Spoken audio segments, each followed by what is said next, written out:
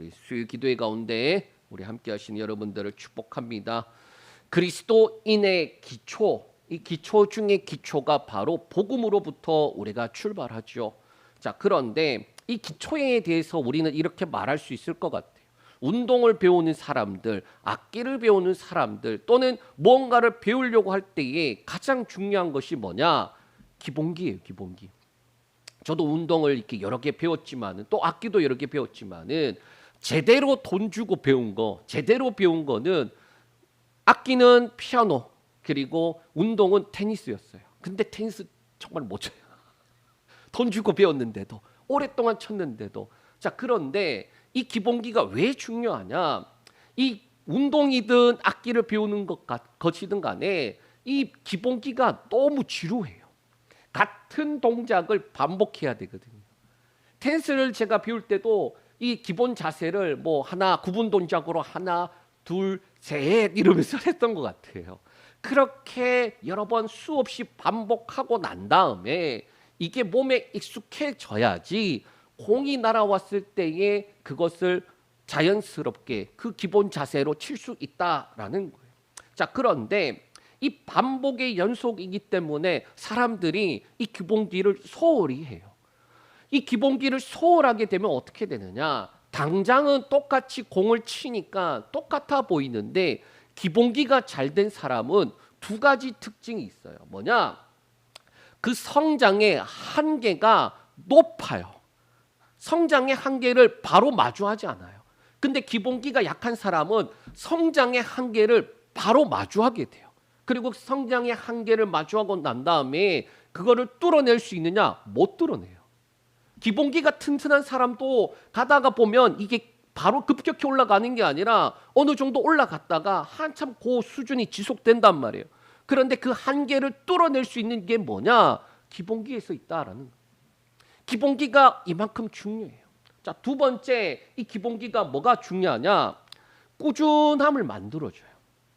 이게 사람이 컨디션에 좌우한단 말이에요. 운동이나 그리고 악기나 이게 사람이 하는 것이기 때문에 이게 컨디션이 좋을 때 조금 더 좋고 컨디션이 나쁘면 조금 떨어지고 할 수 있어요. 그런데 이 기본기를 평소에 충실하게 잘 되어 있는 사람은 컨디션이 좋든 나쁘든 그 편차가 크지 않아요. 본인은 알아요. 본인이 내가 오늘 컨디션이 좀 안 좋았구나.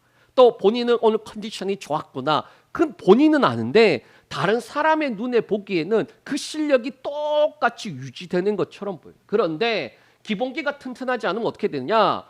좋을 때는 좀 잘 나와요. 그런데 떨어진 때는 확실하게 컨디션에 좌우받더라라는 거예요. 그래서 운동선수들이 끊임없이 하는 게 뭐냐? 기본기. 악기를 하는 사람들 또 끊임없이 하는 게 뭐냐? 기본기. 왜? 그 기본기가 얼마나 중요한지 알기 때문이에요. 자, 그러면 우리는 복음에 대해서도 동일해야 돼요. 내가 예수 믿고 구원받았으니까 죽으면 천국 간다 끝하고 복음에 대해서 배우지 않으면 안 돼요.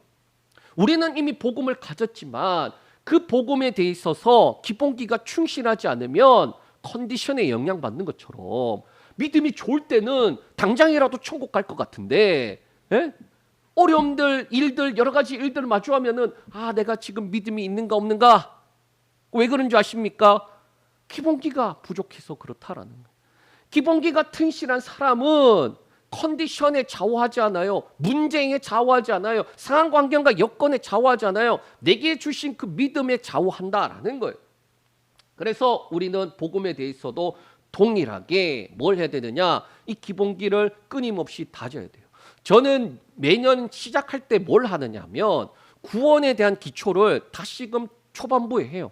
어떻게 보면 지금 우리가 같이 말씀을 나누고 있는 이 내용들은 이거 옛날에도 했던 내용들이고 그럼에도 불구하고 새해가 되었을 때 가장 먼저 구원에 대한 부분 이 전반기에는 딱 정해져 있어요. 구원과 중생에 대한 부분들 하반기 가면은 변화와 증인되어져 가는 부분들 그렇게 제가 나눠져 있어요. 근데 그거를 계속 반복을 하고 있단 말이에요. 저도 아직도 그것을 반복하고 있다라는 거예요. 그래서 저와 여러분들이 날마다 바라보고 해야 될 게 뭐냐? 아, 예수 믿었고 그래서 나는 죽으면 천국 간다. 그러고 그냥 예배나 잘 드리고 말씀도 보고 힘들면 좀 기도도 좀 하고 그런 신앙생활 하지 말고, 성경이 우리한테 야, 그리스도인들이 이만큼 더 깊은 것들을 누리고 살아야 돼라고 말씀하는 그것을 누리고 살기를 축복합니다. 그래서 에베소서 3장 16절에서 19절에 이렇게 말씀하고 있어요. 우리 한번 같이 읽겠습니다. 자, 시작. 그의 영광의 풍성함을 따라 그의 성령으로 말미암아 너희 속사람을 능력으로 강건하게 하시오며 믿음으로 말미암아 그리스도께서 너희 마음에 계시게 하셨고 너희가 사랑 가운데서 뿌리가 박히고 터가 굳어져서 능히 모든 성도와 함께 지식에 넘치는 그리스도의 사랑을 알고 그 너비와 길이와 높이와 깊이가 어떠함을 깨달아 하나님의 모든 충만하신 것으로 너희에게 충만하게 하시기를 구하노라. 아멘. 알고 그리고 뭐 하라는 거예요? 충만하여지길 원한다라는 거예요. 가졌어요. 우리가 분명히 가진 거예요. 그런데 그 가진 것의 능력이 어떠한 것인지 모른다. 보물을 가졌는데 그 보물이 어떤 가치를 가지고 있는지 모른다라는 거예요. 우리가 참 이게 비유가 좀 적절하지 않을 수 있는데 어떤 어르신이 돌아가셨어요. 그런데 그 집에 가서 보니까 그 어르신이 돌아가신 사유가 뭐냐? 불행하게도 영양실조로 돌아가셨어요. 그런데 집을 정리하는데 장판에서 뭐가 나오느냐? 10,000원짜리가 장판에 깔려 있어요. 돈이 깔려 있는데 쓰지 않아서 돌아가셨단 말이에요. 그 돈을 가진 겁니까? 그게 아니에요. 통장에 돈이 쌓여 있어도 돈을 안 쓰면 그게 내 건가요? 바닥에 돈이 깔려 있는데 그거를 안 쓰고 돌아가셨다는 거예요. 그러니까 불행하다라는 거예요. 저는 그 뉴스를 보면서 그런 생각이 들었어요. 아, 그리스도인들이 이런 모습으로 살아가고 있지 않나. 예수 그리스도의 이름의 능력이 얼마나 큰 것인지, 나에게 주신 구원의 은혜가 얼마나 큰 것인지, 더 나아가 성령으로 말미암아 우리에게 어떠한 삶을 살아야 되는 그 삶의 목적이 얼마나 큰 것인지 모르고 살아간다며 돈은 깔려 있는데 쓰지 못해서 굶어 죽는 것과 뭐가 다른가. 끊임없이 주 예수 그리스도 안에서 우리는 자라가야 돼요. 자라갈 때마다 그리스도의 사랑을 길이, 너비, 높이, 깊이를 그렇게 알아가면서 뭐 하는 거예요? 그만큼 충만해진다라는 거예요. 저와 여러분의 그 하나님을 아는 그 그릇이 크면 클수록 그 안에 충만하게 채워주신다라고 말씀하고 있어요. 우리가 오늘 같이 보고 있는 말씀 제목이 복음이란 무엇인가? 이 세 번째 시간인데 아마 잘 모르는 분들은 이게 복음이야? 목사님 설교하시는 내용에 복음이 잘 안 보이는데요? 그럴 수도 있을 거예요. 그런데 우리가 이 복음이란 무엇인가라는 제목으로 세 번째 같이 나누고 있지만은 사실은 부활절 전부터 실질적으로 복음에 대한 내용을 하고 있었고, 그리고 요한복음 안에서 우리가 복음을 십자가와 부활이라는 그 내용뿐만 아니라 그 말씀이 요한복음에서는 어떻게 나타나고 있고, 그래서 그 속에서 우리에게 주는 그 너비가 얼마나 한지를 같이 살펴보자라고 한 것입니다. 부활절 앞두고 우리가 복음에 대한 부분들 나눴죠. 그리고 요한복음 안에서도 복음이 뭐라고 말하느냐? 요한복음을 쓴 목적을 20장 31절에 예수님이 하나님의 아들 그리스도이신 것, 그리고 그의 이름을 믿어 생명을 얻게 하기 위해서다라고 말씀하고 있어요. 그래서 우리가 첫 번째 예수님이 하나님의 아들이다라고 하는 게 뭔지, 그리고 그리스도가 뭔지 거기에 대해서 1장을 가지고 우리가 같이 말씀을 나누었단 말이에요. 그리고 지난주에 두 번째 시간에 예수님을 만나니까 알고 믿고 변화되고 증인되는 과정이 요한복음 안에서 나타나던데 1장 후반절에 세례 요한이 예수님을 만나고 증언을 하잖아요. 보라, 하나님의 어린 양이다. 두 번 이야기하는데 두 번째가 그거거든요. 보라, 하나님의 어린 양이다. 근데 세례 요한의 제자 중에 2명이 그 증언을 듣고 예수님을 따라가요. 그 중에 하나가 누구다? 베드로의 형제 안드레다. 이 안드레가 자신의 형제 베드로에게 가서 말합니다. 내가 메시아를 만났다. 그리고 빌립을 예수님이 만나시죠. 어떻게 만납니까? 지나가다가 빌립을 있는 거 보고 야 나를 따라와. 너 나를 따라와. 그리고 빌립이 어떻게 합니까? 나다나엘에게 가서 야 우리가 말씀대로 오신다고 했던 그 말씀과 그리고 선지자들이 기록한 것들이 이분을 가리켜 말씀하시는 거다. 메시아 만났다. 근데 나사렛 예수다. 그랬더니 나다나엘이 어떻게 됩니까? 야 무슨 나사렛에서 선한 게 있어? 그랬더니 빌립이 와서 봐라. 자, 그런데 예수님 앞에 가는데 어떻게 됩니까? 예수님이 멀리서 보고 그 나다나엘에게 이렇게 말해요. 야, 너 참 이스라엘 사람이구나. 네 속에 간사함이 없다. 나다나엘이 어떻게 나를 아십니까? 그랬더니 네가 무화과 나무 아래 있을 때 그때 내가 봤어. 우리는 그 대답을 보면은 이게 무슨 말씀인가 그랬지만은 거기에 있는 대답의 내용들을 우리가 이미 말씀을 통해서 들었잖아요. 간사함이 없다. 참 이스라엘 사람이다. 혈통만을 말하는 게 아니에요. 정말 하나님의 말씀과 약속을 붙잡고 메시아가 오기를, 우리를 구원해 줄 자가 오기를 그렇게 간절히 기다렸기 때문에. 그리고 무화과 나무에서 뭐합니까? 주님 언제 오십니까? 그분이 언제 오십니까? 그렇게 기도하면서 주님 앞에 나아갔던 시간들이 있는 걸 예수님이 봤다라는 그 말에 이 나다나엘이 뭐라고 말하느냐? 당신은 하나님의 아들이시고 임금이라고 말해요. 임금. 왜? 메시아가 그러한 의미를 가지고 있단 말이에요. 다윗의 자손으로 회복시킨 이 구원을 이룰 단순하게 구원이 아니라 그 당시에 그들이 생각했던 거는 압제로부터의 구원을 말하고 있어요. 그리고 강력한 왕을 말하고 있어요. 그러니까 당신은 임금입니다라고 이야기를 했던 거예요. 자, 여튼 간에 그래서 예수님이라는 분, 이분을 대해서 우리가 같이 말씀을 통해서 들었단 말이에요. 자, 그러면 예수님을 만나고 난 다음에 끝이냐? 그게 아니에요. 같이 말씀 제가 지금 안 보고 읽었더니 말씀 몇 개 뛰어넘었어요 벌써. 자, 임금입니다. 넘어가고 그 다음에 뭐냐? 50절에서 51절 말씀 읽겠습니다. 시작. 예수께서 대답하여 이르시되 내가 너를 무화과 나무 아래서 보았다 함으로 믿느냐? 이보다 더 큰 일을 보리라. 또 이르시되 진실로 진실로 너희에게 이르노니 하늘이 열리고 하나님의 사자들이 인자 위에 오르락 내리락 하는 것을 보리라 하시니라. 아멘. 깐 나다나엘이 예수님을 향해 당신은 하나님의 아들이고 당신은 임금이십니다 라고 할 때에 그 고백으로 끝난 게 아니라 예수님 뭐라고 말씀하시냐? 야 그래, 근데 너 내가 그렇게 그걸로 끝나는 게 아니라 너 그보다 더 큰 거 볼 거야. 뭐냐? 인자가 하늘이 열리고 인자 위에 하나님의 사자들이 오르락 내리락 하는 걸 보게 될 거야 라고 말하는 거예요. 자, 이 말씀을 우리가 어떻게 해석해야 되느냐? 우리가 예수님을 믿어서 구원받았어요. 근데 그걸로도 중요한 거예요. 왜? 그게 시작이 되니까. 그런데 예수님은 우리에게 뭘 말씀하시느냐? 야, 네가 하나님의 아들이라고 그렇게 말하는 나, 그거 만난 것으로 끝난 게 아니라 이제부터 더 큰 걸 봐야 돼.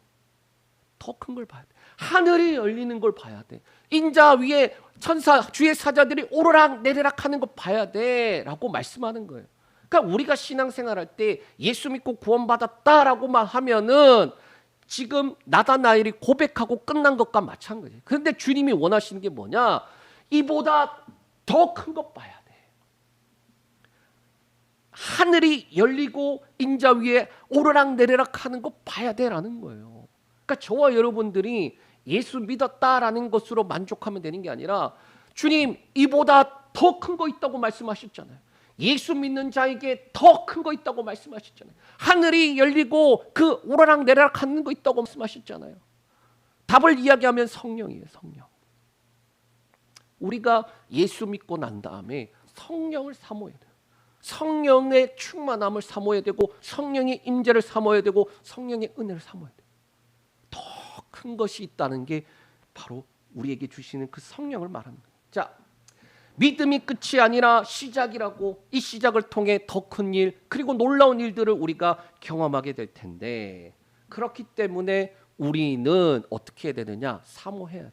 주님, 내가 주의 말씀 가운데서 더욱 자라나기를 사모해야 되고, 말씀 안에서 끊임없이 자라가는 가운데 이 놀라운 은혜가 우리 가운데 날마다 열매 맺게 해달라고, 그게 그리스도인의 삶이다라고 말씀하고 있어요. 자, 이제 요한복음 안에서 우리가 이 풍성함에 대해서 보게 될 텐데, 요한복음에는 공식이 있다라고 했어요. 말씀을 1장부터 시작했어요. 11장까지 보시면 1장에 보니까 예수님을 만나요. 그리고 난 다음에 어떻게 된지는 모르겠지만은 그들이 예수님을 알게 되어졌어요.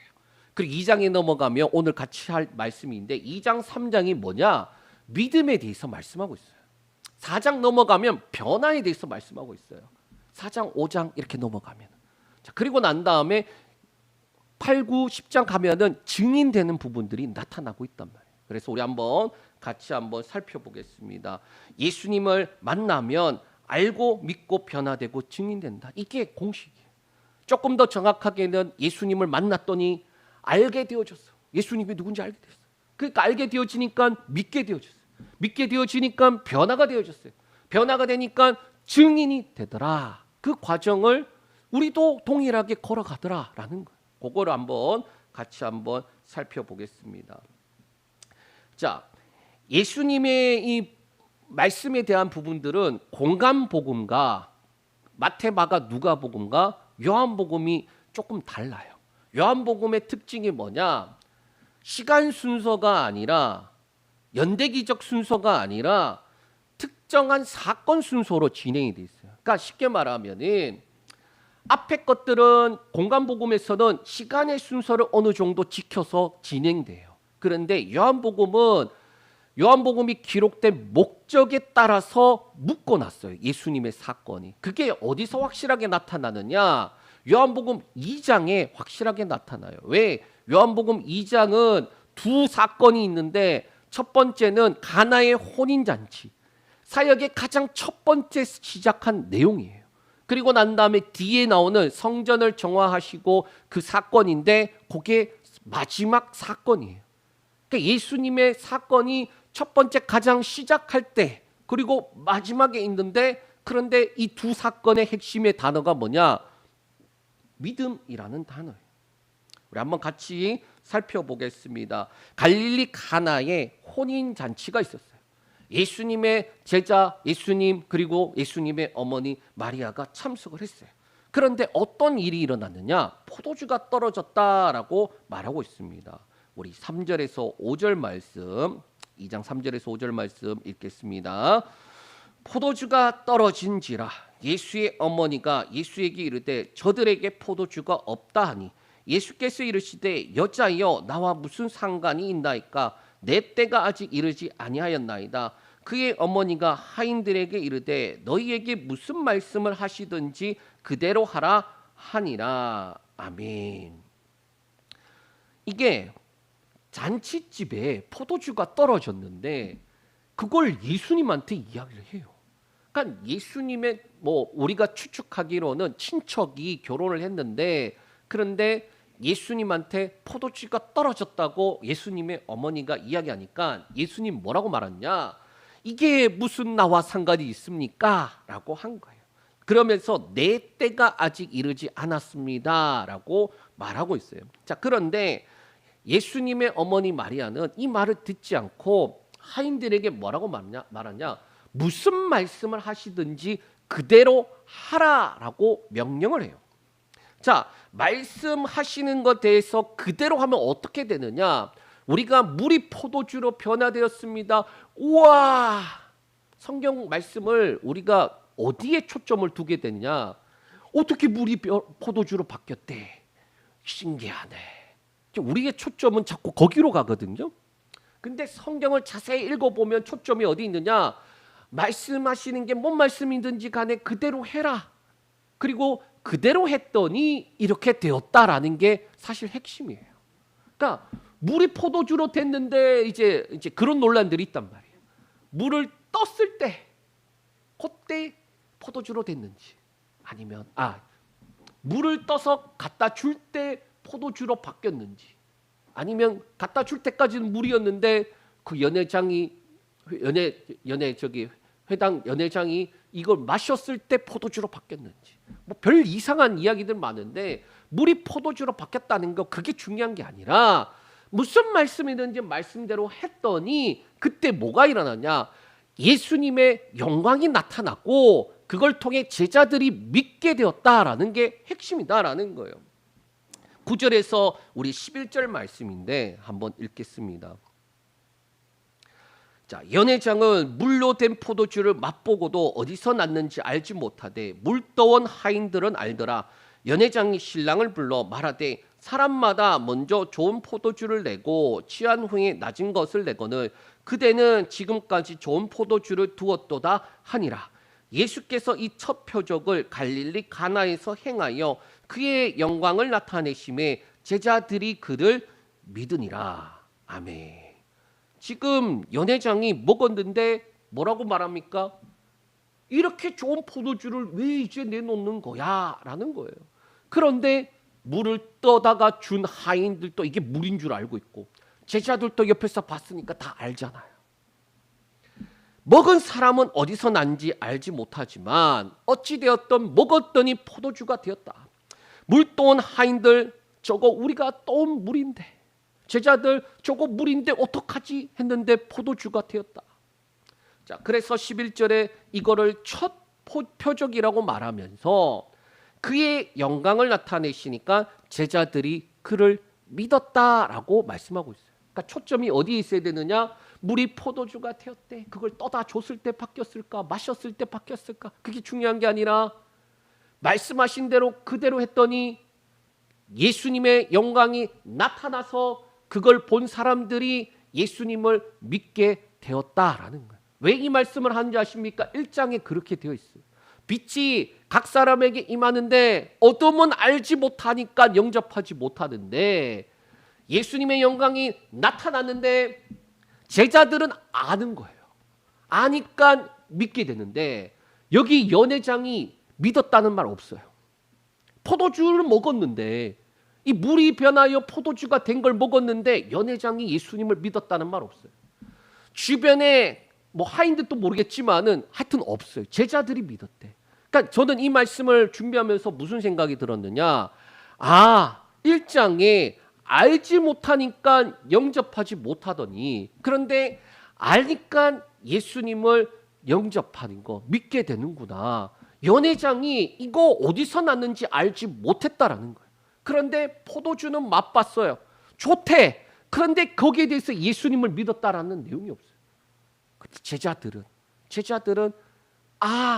이거라고 알니까. 그래서 성경이 11절에 그렇게 말하는 거예요. 예수님의 영광이 나타나니 제자들이 예수님을 믿었다. 저 사람이 예수님이 누군지 알게 되어졌다라는 부분을 우리가 믿었다라는 부분에서 알 수 있다라는 거예요. 지난주에 예수님을 만났어요. 그런데 이게 뭐 어떻게 알게 됐는지는 모르지만은 고백이 메시아다고. 어떻게 알게 되었지? 그랬는데 보니까 믿은 사람은 예수님을 알게 되어졌기 때문에 믿은 거예요. 그 말은 예수님을 믿은 사람은 이게 알게 되어졌다라는 게 먼저 되는 거예요. 바꿔 말하면 이게 조금 복잡해지는데 변화된 사람은 예수님을 만나서 알고 믿었다라는 게 포함된다라는 거예요. 더 나아가 증인되는 사람은 예수님을 만나서 알고 믿고 변화된 것이 포함된다라는 거예요. 자, 요거를 우리가 잘못 이해하니까 어떻게 됩니까? 너 예수 믿는다는 증거가 뭐야? 예배드려? 기도해? 그런 의미로 보는 게 아니라 예수 그리스도를 우리가 믿고 알고 믿고 변화돼서 증인된다라는 것 속에서 왜 우리가 증인으로 바라보면서 나아가야 되냐?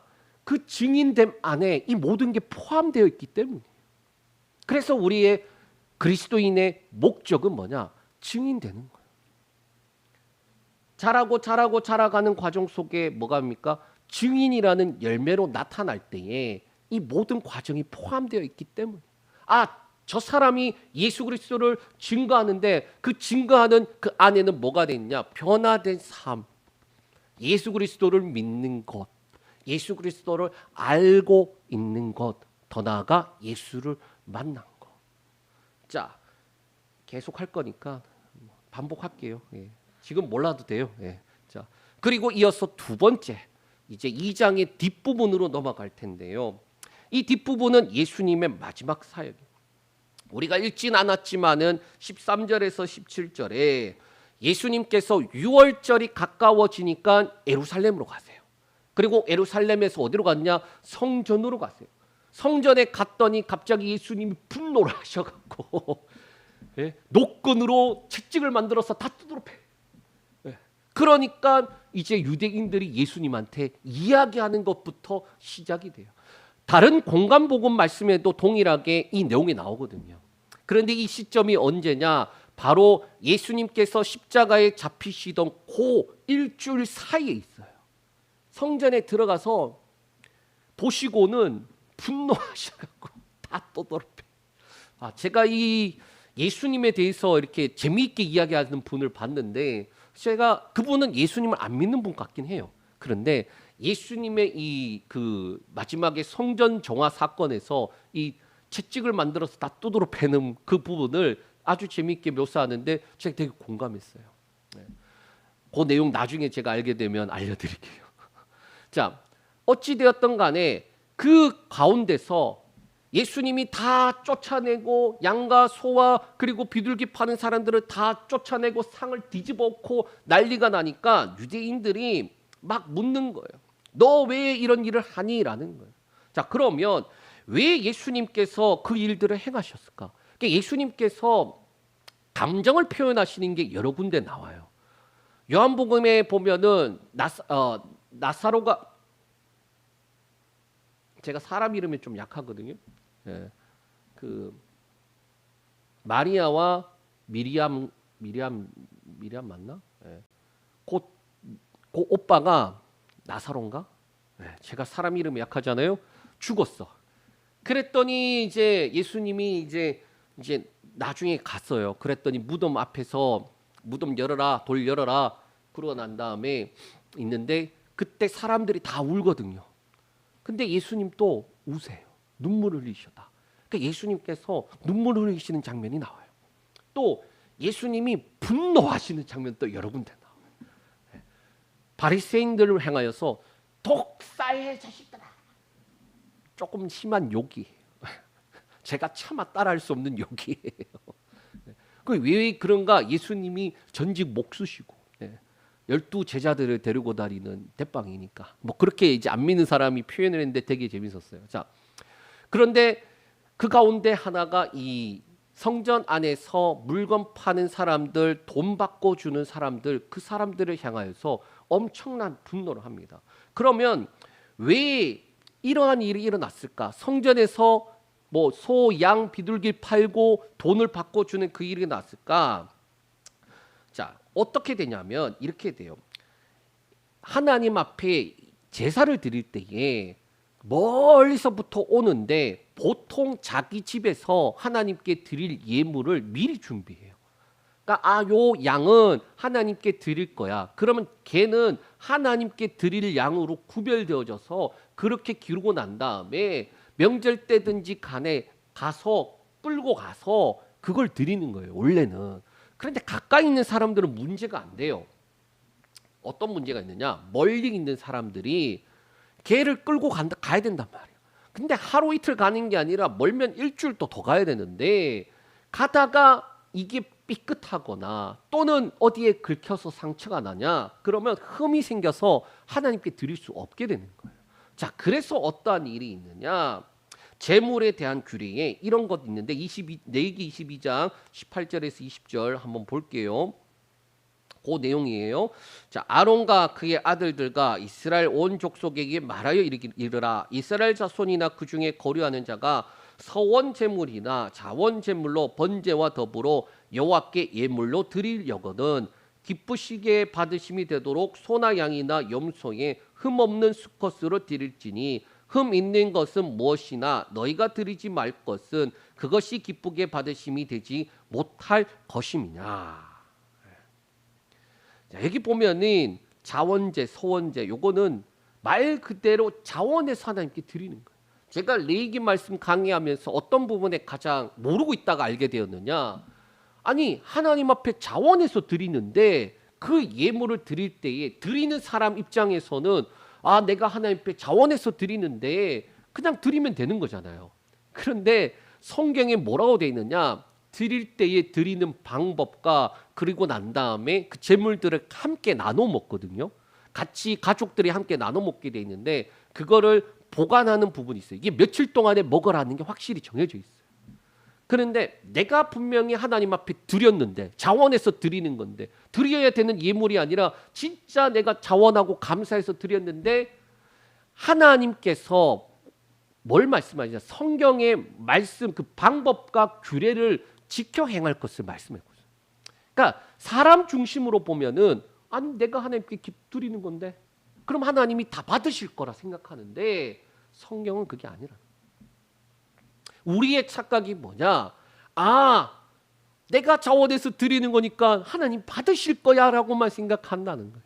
아니, 성경 말씀에 보면 하나님의 방법과 하나님께서 하신 그대로 해야지 하나님이 받으신다고 되어 있단 말이에요. 자, 여기서도 그 중에 하나가 흠에 대한 부분이에요. 흠 있으면 하나님 받지 않으신다라는 거예요. 물론 흠이 있는 것도 받으시는 예물이 있어요. 자, 어찌 되었던 간에 그것 때문에 사람들이 어떻게 한다? 돈으로 들고 가서 성전에서 그 소나 양이나 그 동물들을 사서 하나님 앞에 제물을 드린다는 거예요. 자, 레위기에 보면은 그런 말씀도 있어요. 11조에 대한 부분인데 곡식을 다 거둬들이고 난 다음에 하나님 앞에 드릴 11조. 그 곡식이 예를 들어서 우리 그 뭐 백석군, 만석군 이야기하는 게 만석이라는 게 만마직이라 그래야 되나? 그 80kg짜리 포대 있잖아요. 포대. 그거를 만 개 있다는 거예요. 그러니까 땅이 커서 거기서 수확하는 양이 10,000개 되는 거예요. 10,000개. 80kg짜리 10,000개. 그게 만석군이잖아요. 자, 그러면 거기에 11조면 얼마나 되겠어요? 100개가 되지. 80kg짜리 100개면은 얼마인가요, 이게? 800kg인가요? 그거를 들고 가야 돼요. 그러니까 이게 너무 많은 거야, 양이. 그래서 어떻게 성경에 어떻게 돼 있느냐?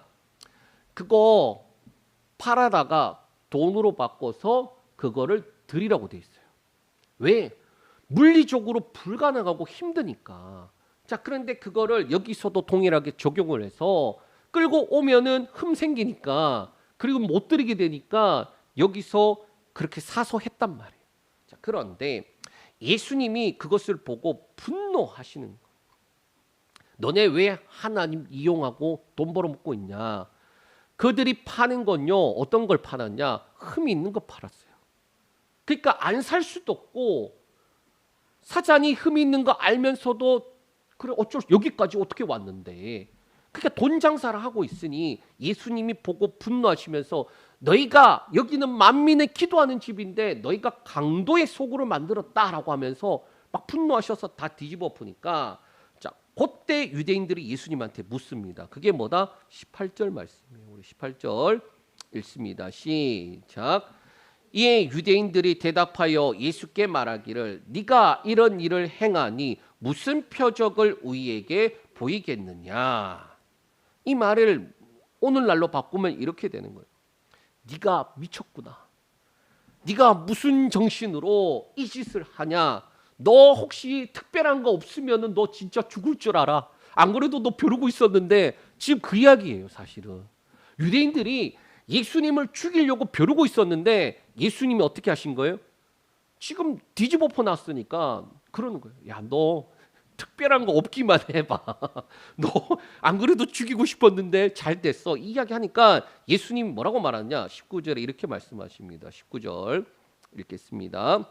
예수께서 대답하여 이르시되 너희가 이 성전을 헐라 내가 사흘 동안에 일으키리라. 자, 지금 이 유대인들이 열받죠. 네.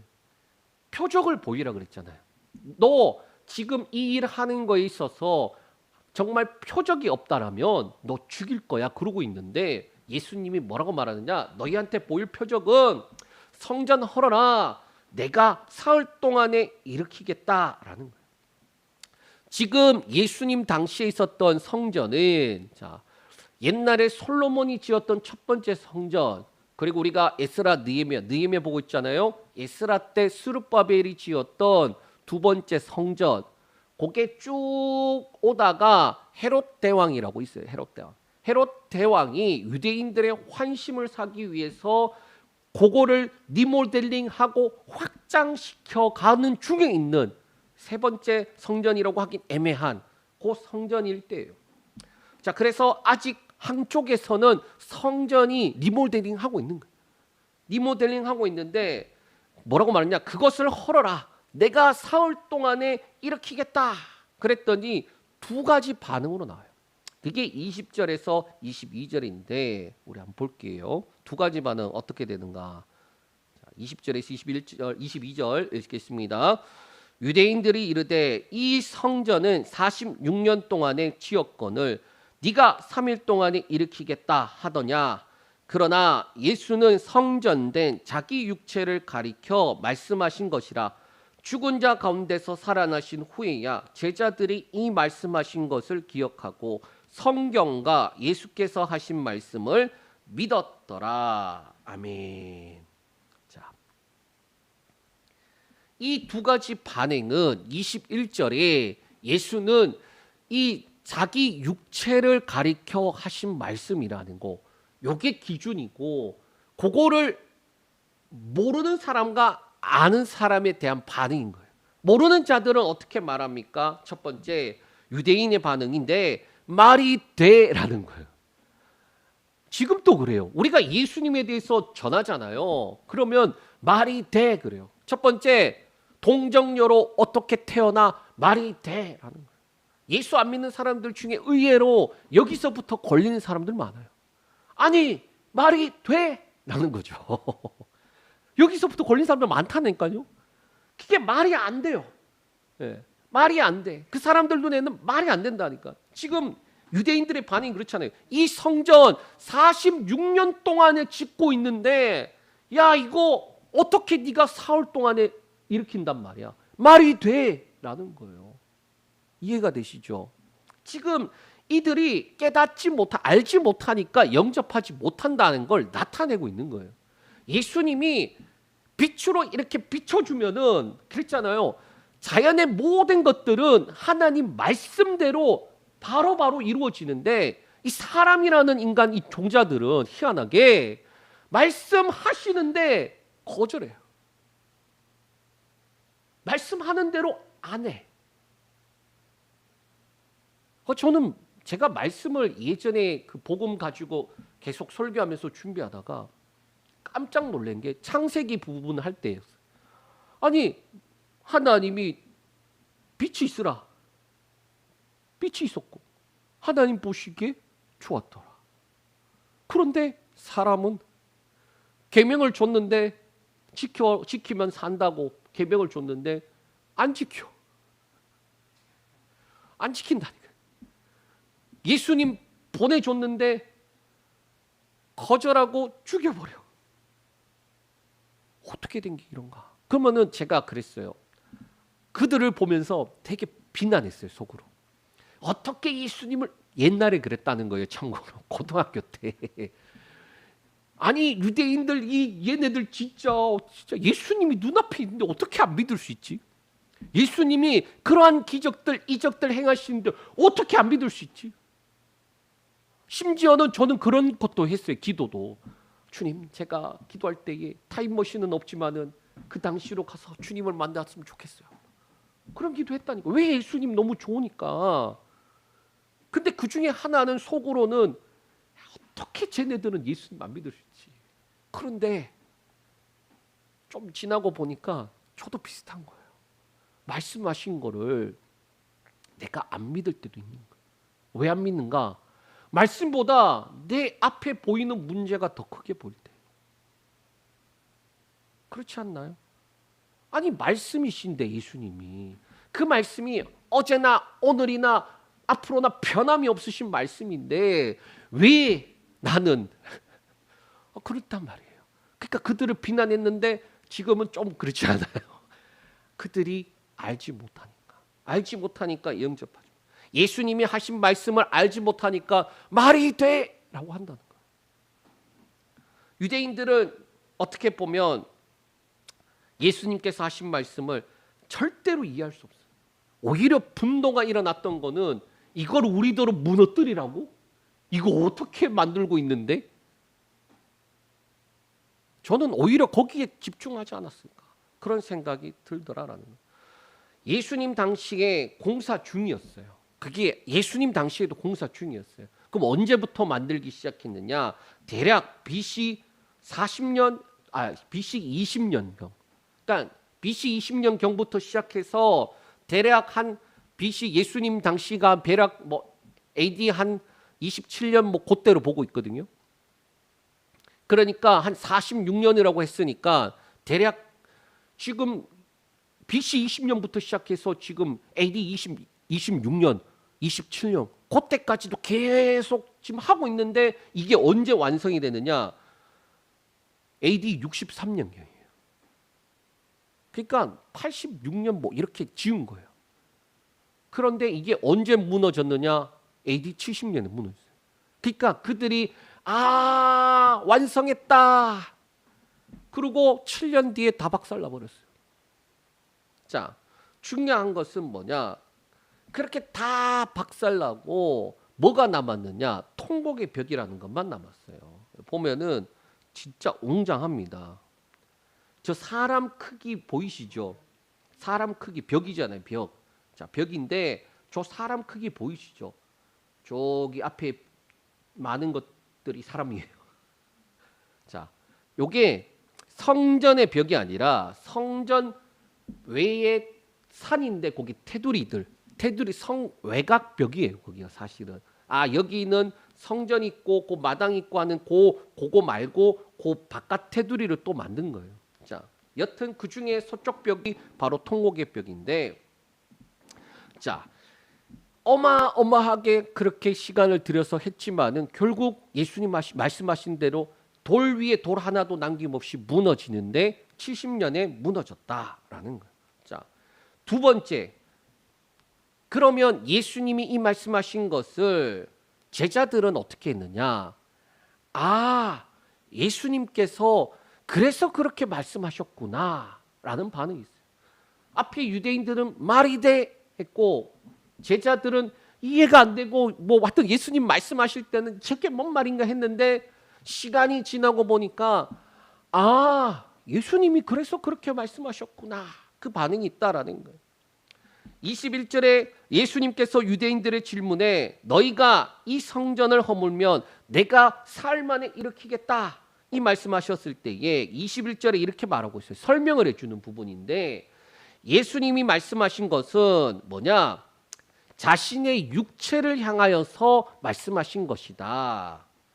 예수님께서 자신의 육체를 향하여서 유대인들이 나를 잡아 죽이면은 사흘 만에 일어난다, 부활한다라는 걸 말씀하시는 거예요. 사실은 너희가 무너뜨리면은 내가 사흘 만에 일으키겠다. 그 자기 육체를 가리켜 성전이라 하신 거예요. 그러니까 유대인들이 지금 예수님을 죽이려고 하고 있고 그 시기가 예수님이 십자가에 못 박히기 바로 전이란 말이에요. 너희가 나를 죽이겠지만은 사흘 만에 일으키겠다. 그게 표적이다. 마지막 표적이다. 제자들은 그 당시에는 몰랐지만 예수님을 만나고 난 다음, 부활하신 예수님 만나고 난 다음에 성령을 받으라는 그 약속을 믿고 난 다음에는 예수님께서 그 말씀이 이 말씀이었구나 라는 걸 알게 되었다라는 거예요. 제자들 예수님이 말씀하실 때 몰랐고 예수님이 십자가에 못 박혀 죽을 때도 몰랐어요. 예수님이 부활하셔서 제자들을 만날 때 그때도 제자들은 이해가 되지 않고 혼란스러운 상황이에요. 그게 요한복음 20장 9절에 나와 있어요. 우리 한번 볼게요. 요한복음 20장 9절 읽습니다. 그들은 성경에 그가 죽은 자 가운데서 다시 살아나리라 하리라 하신 말씀을 아직 알지 못하더라. 이게 지금 부활하신 예수님 만났는데도 그 말씀을 알지 못하더라. 예수님이 제자들에게 끊임없이 말씀해 주셨거든요. 마태복음에 보면 제자 중에 베드로가 예수님이 제자들한테 물었어요. 너희는 나를 누구라니? 라고 물었을 때 베드로가 주는 그리스도시요 살아계신 하나님의 아들이십니다. 그 신앙 고백을 했을 때에 예수님이 야 칭찬해줘요. 막 칭찬하시고 난 다음에 거기 성경에 뭐라고 되냐? 이때부터 예수님께서 십자가에서 죽으실 것과 사흘 만에 살아나실 것을 나타내세요. 그때부터 신앙 고백 위에 예수님의 십자가와 부활이 나타나는 거예요. 그 약속이 주어지는데 베드로는 알지 못하니까 바로 이어서 뭐라고 말하냐? 주님 절대로 그런 일이 일어나서는 안 됩니다. 그래 예수님이 그를 향하여 사단아 내 뒤로 물러가라. 너는 하나님의 일을 생각하는 자가 아니라 사람의 일을 생각하는 자다라고 말씀하세요. 그러니까 신앙 고백했는데 엄청난 고백이에요. 그 고백했는데 십자가 부활 앞에서는 알지 못해요. 그리고 부활하신 예수님을 만났지만 성경이 뭐라고 말하고 있습니까? 성경이 말씀하신 것을 그들이 알지 못했다라는 거예요. 이해되지 않고 혼란스러운데 부활하신 예수님은 만났어. 자, 그 가운데 예수님께서 뭐라고 말하느냐? 예수님께서 뭐라고 말하느냐 하면은 이렇게 말씀하세요. 성령을 받으라라고 말하고 있어요. 요한복음의 그 뒷부분은 성령에 대한 내용들이 있어요. 그래서 성령을 받아야 되는 이유들이 있어요. 그러고 난 다음에 제자들이 성령 받고 난 다음에 부활에 대한 부분들이 확신이 생긴 거예요. 어디에 나오느냐? 사도행전 2장 36절에서 38절 말씀에 보면은 이렇게 돼 있어요. 베드로가 어떤 고백을 하냐면은 베드로의 설교거든요. 우리 읽겠습니다. 그런즉 이스라엘 온 집은 확실히 알지니 너희가 십자가에 못 박은 이 예수를 하나님이 주와 그리스도가 되게 하셨느니라 하니라. 그들이 이 말을 듣고 마음에 찔려 베드로와 다른 사도들에게 물어 이르되 형제들아 우리가 어찌할꼬 하거늘 베드로가 이르되 너희가 회개하여 각각 예수 그리스도의 이름으로 세례를 받고 죄 사함을 받으라. 그리하면 성령의 선물을 받으리니. 이 사도행전 2장 요 바로 베드로 설교 앞에 뭐가 있느냐? 성령이 불같이 임하는 그 사건이 있어요. 그러고 난 다음에 베드로가 담대히 유대인들을 향하여서 가서 설교를 하는데 엄청 길게 설교가 되어 있는데 이 뒷부분에 뭐라고 말합니까? 너희가 못 박은 예수가 누구다? 주와 그리스도가 되게 하셨다. 그러면서 회개하고 예수 그리스도의 이름으로 세례받고 그러면 너희가 성령으로 선물을 받을 거다라고 말하는 거예요. 그러니까 성령을 왜 받아야 되느냐? 성경에 보면은 성령을 받아야 되는 이유가 성령으로 우리가 예배드리고 성령으로 기도하고 그리고 성령으로 예수를 증거하거든요. 우리가 말씀드렸던 것들을 깨닫게 하시는 거, 생각나게 하시는 거 성령님이 하시는 일이에요. 더 나아가 지금 이 2장에서 예수님이 방금 말씀하신 부분, 요 부분 바로 뒤에 이어서 이게 끝이 아니라 뒷부분이 중요해요. 이 뒷부분이 뭐냐? 23절에서 25절 말씀 우리 읽겠습니다. 23절 25절. 자, 시작. 6월절에 예수께서 예루살렘에 계시니 많은 사람이 그의 행하시는 표적을 보고 그의 이름을 믿었으나 예수는 그의 몸을 그들에게 의탁하지 아니하셨으니 이는 친히 모든 사람을 아심이요 또 사람에 대하여 누구의 증언도 받으실 필요가 없었으니 이는 그가 친히 사람의 속에 있는 것을 아셨음이라. 아멘. 자, 23절에 예수님께서 예루살렘에 계셨고 많은 사람들이 예수님이 행하시는 표적을 보고 믿었대요. 자, 그런데 왜 24절, 25절까지 말씀하시느냐? 예수님의 몸을 그들에게 의탁하지 않는다는 거예요.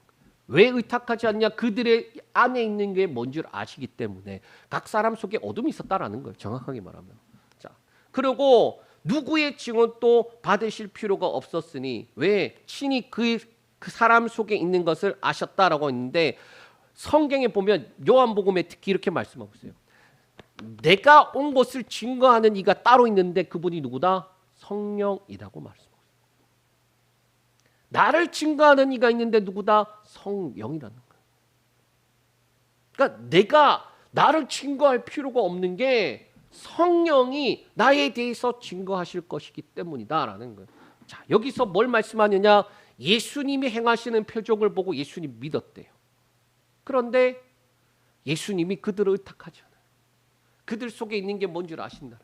그들 속에 성령이 아직 없기 때문에. 정확하게 말하면. 자, 우리 1장에 우리가 앞서서 1장이 아니라 앞서서 어떻게 이야기했습니까? 1장 뒤에 보면 나다나엘이 그렇게 고백하잖아요. 아, 당신은 하나님의 아들이시고 그리고 당신은 우리의 임금이십니다. 그 고백하니까 우리는 거기서 만족하잖아요. 오, 나다나엘이 그런 고백했네. 그런데 예수님 뭐라고 말했다고요? 야, 너 지금 내가 그렇게 네가 무화과 나무 있다 그거 보고 너 이렇게 믿어? 그보다 더 큰 거 있다고. 똑같아요, 지금 여기서도. 왜 예수님이 표적을 보고 사람들이 믿는데 왜 그들을 의탁하지 않고, 그리고 그들의 안에 뭐가 있는 줄 아셨기 때문에 그들을 신뢰하지 않고 자기를 증거하는 그 부분을 하지 않느냐? 성령님이 하실 거기 때문에. 그 말을 바꾸고 말하면 믿음의 고백처럼 그것도 중요한데 그게 시작이 되어야 되겠지만 뭘 말씀하느냐? 그보다 더 큰 거. 성령 받아야 된다는 거예요. 성령 받아야. 여기서 믿음과 변화의 사이에 차이가 있는데 뭐냐? 성령이에요, 성령. 믿는데 예수님이 의지하지, 그 사람을 믿지 않나니까요. 왜? 아직 성령이 없어, 쟤네한테. 믿는데 예수님 제자들만 보더라도 예수님 믿었다니까요. 근데 십자가 앞에서 도망가 버려요. 부활하신 예수님 보고 보는데 예수님 부활하신 것 같긴 한데 안 믿어져요. 안 믿어진다니까. 그러니까 베드로랑 제자들이 나는 물고기 잡으러 갈래. 그러니까 부활하신 걸 부인하는 건 아닌데 안 믿어줘. 그런데 언제 믿어졌다고요? 약속하신 성령을 받았을 때. 그들이 증인이 돼요. 그러니까 변화되고 증인되는 부분은 사실은 성령 받아야 돼요. 믿음까지는 복음을 듣고 그리고 난 다음에 예수 그리스도를 만난 그 앞부분은, 중생이라고 불리는 부분은 예수 그리스도를 복음을 듣고 난 다음에 영접하면 되는 거예요. 그런데 변화와 증인되는 거는 성령 받아야 돼요.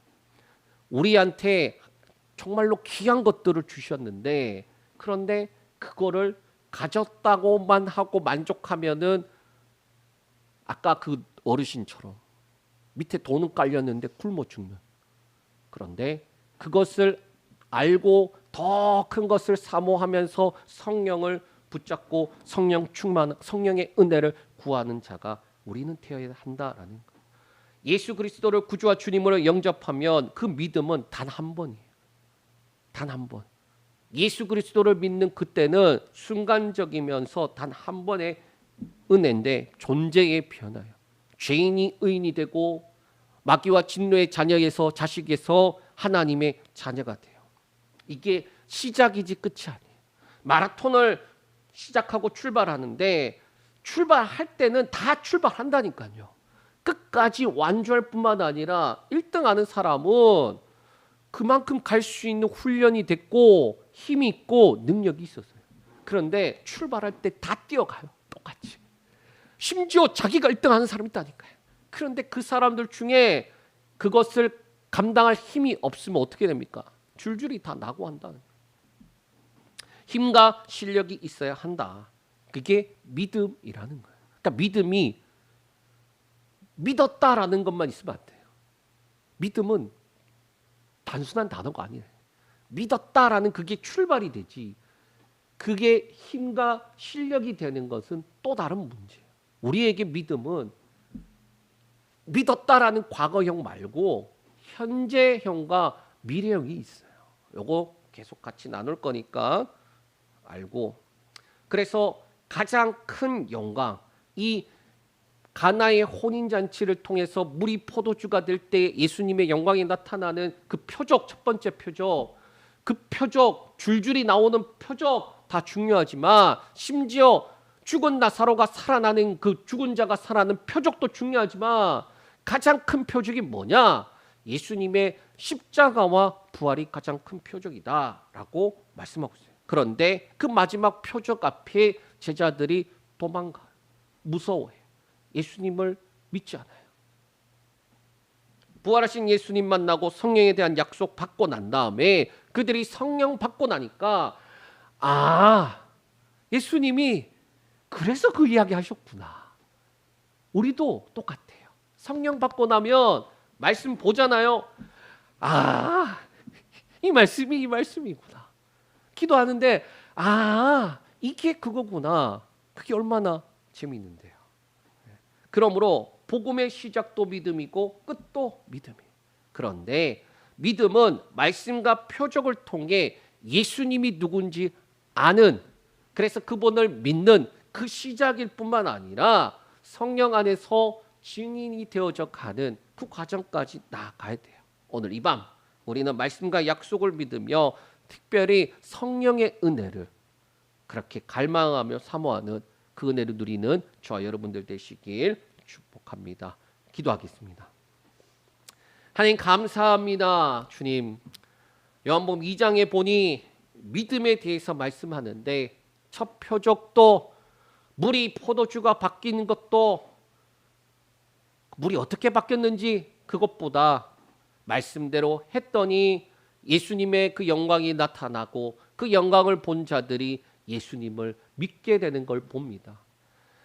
포도주로 된 것을 수많은 사람들이 마셨을 텐데 예수님의 영광을 보는 자가 적었다라는 걸 봅니다.